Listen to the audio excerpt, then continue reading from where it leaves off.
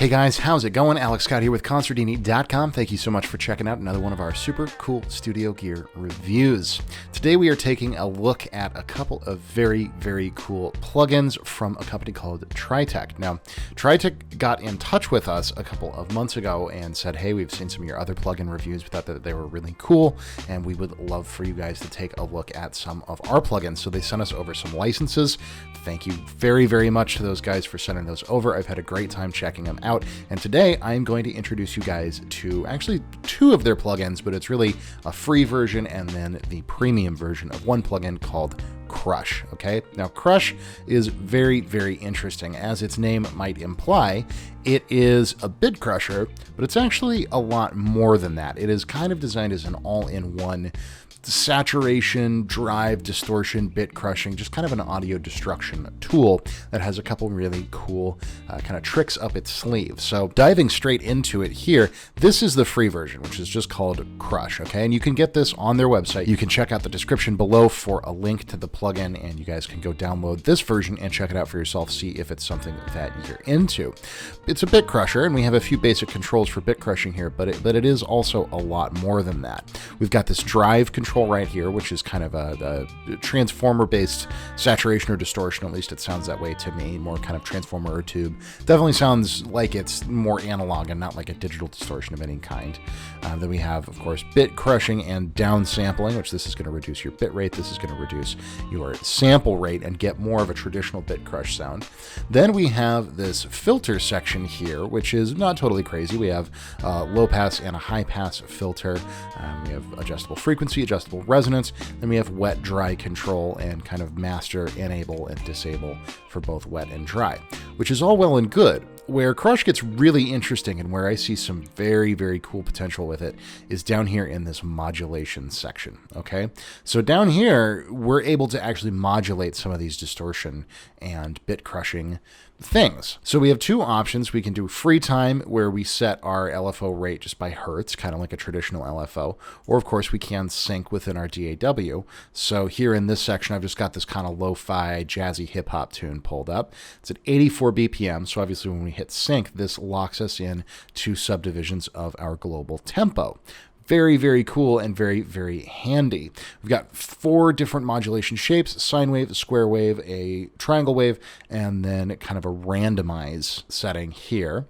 And then we have how much of each of these sounds is going to be applied, or we're going to use the modulation or use the LFO to apply, and it's going to apply that effect, whether it's the distortion or the bit crush or whatever. Almost, you could think of it like a tremolo, sort of. It's going to apply that in a modulated way. So right now I've got it pulled up on this little jazz guitar sample.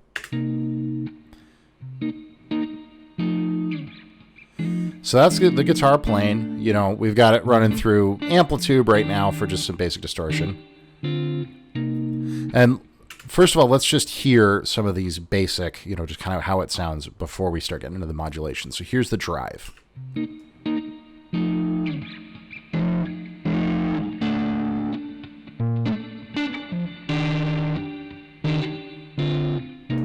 So it's a very nice, kind of fuzzy, almost has like a ring modi component to it, which I really like. But it's a very organic sounding drive. It doesn't sound overly digital or gross in any way. It's got a really nice organic flavor to it. Then, of course, we have our bit crush.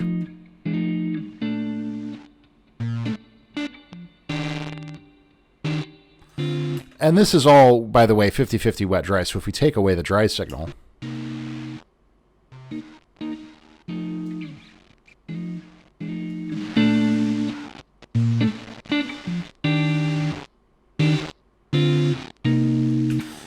sounds very much like a traditional, the bit depth portion of a bit crusher. And then, of course, we have downsampling.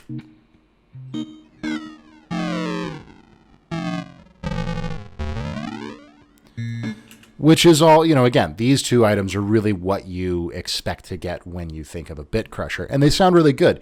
They sound a little more organic then, if there is such a thing in the world of bits and bit depth and sample rate, they sound a little bit more organic than a lot of bit crushers that I'm used to hearing, because it is a totally digital process. That sample and bit rate reduction is inherently, that's how digital audio works in the first place. So to hear, whatever algorithm they've chosen to use in this plugin, it does have a nice vibe to it. It's a little bit different than a lot of other bit crushers that I've used. So I really like that. But again, where this plugin gets really, really fun is in our modulation down here, because you can now start to modulate drive and all this kind of stuff, which is very, very cool. So let's just say we want to work with the drive, right? And these controls interplay. As you can see, I'm turning this up and you can see this over here, we're able to control if we want it to be 100% drive and then it affect 100% of the way when the LFO is modulating, we can do that. We can back either of those off to get different blends of the distortion that we want, and then that in conjunction with the wet dry over here means that you can really get pretty in depth with tuning the character of the sound to be exactly what you want.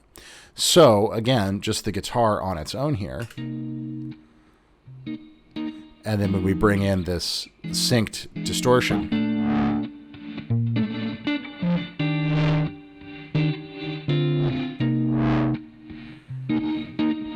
so you can hear it swelling that distortion in quarter notes. And it's especially cool, if we just listen to the wet version.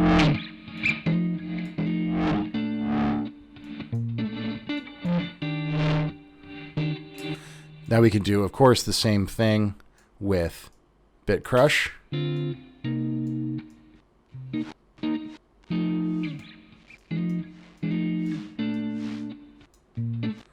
can do the same thing with downsampling. So you can get these very interesting pumping effects. And then with the filter over here, you can also use it almost like an Ottawa or a more traditional envelope filter. Just very cool, very creative. I can't say I've seen a plugin before that ties synced modulation to distortion. And bit crushing and these kind of more destructive, quote unquote, things that we can do to audio. It really opens up some very, very cool possibilities for just very interesting rhythmic things, very, very interesting rhythmic sounds, where we're able to, instead of just treating distortion, saturation, bit crushing as like a global thing, we can actually make it rhythmic. And when we get into using the square wave, it can get very like gated and kind of step filtery sounding, which is very cool. And again, this is all in the free version of this plugin. So when we go over and we take a look at our Pro version, this is the premium version, and you can immediately tell we have quite a bit more control over everything. So there's a few things that we recognize right off the bat. We've got our bit crush over here, which is, the drive, the crush, the downsampling. Those algorithms are all the same.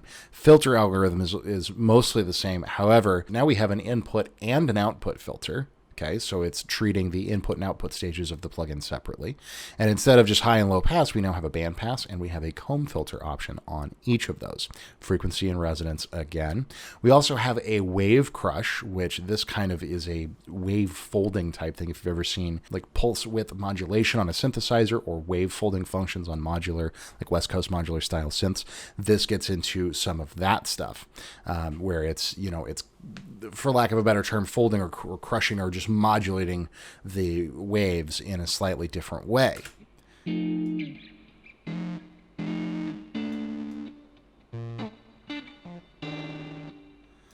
you can see there's a tiny little diagram here of that happening in real time. Very cool feature. We also have this frequency shifter, right? Which, as you might guess, works either like a traditional frequency shifter, and we can do variable harmonics and enharmonics, or we can switch it over to ring mod mode.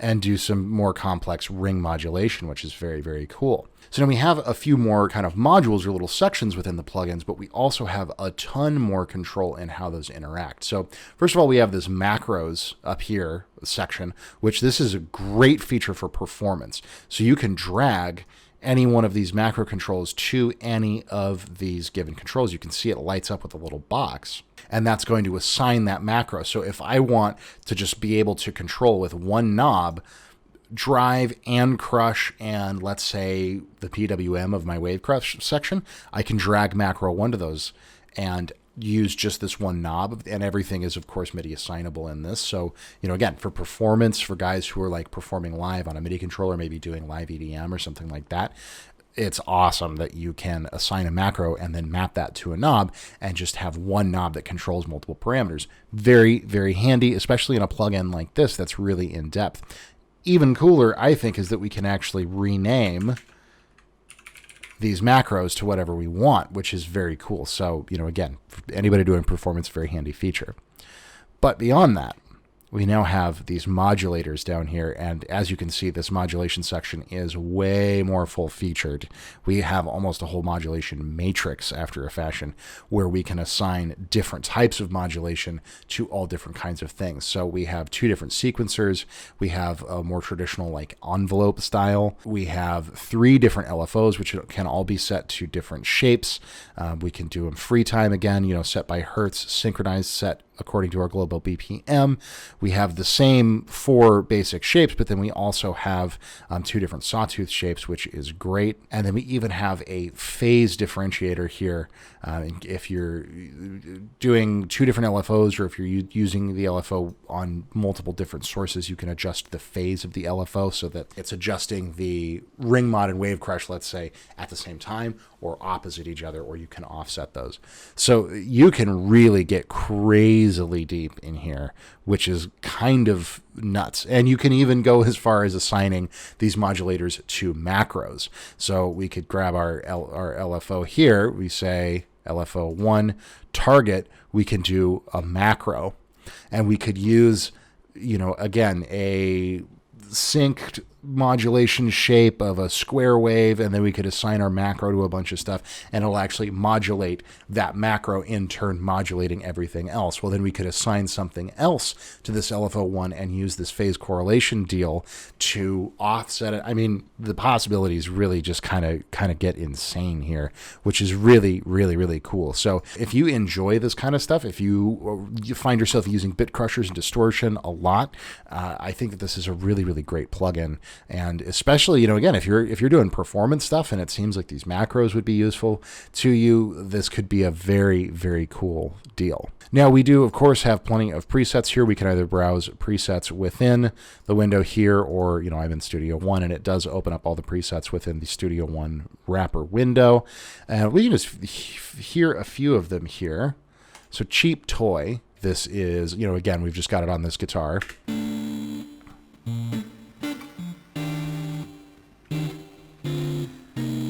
Very nice. We've got some subtle modulation going on here, a little bit of pulse width and stuff like that. That's cool. Crackling. And again, we've got the wet dry, so you can hear in that signal we've got a fair amount of the dry guitar still coming through. We can turn that off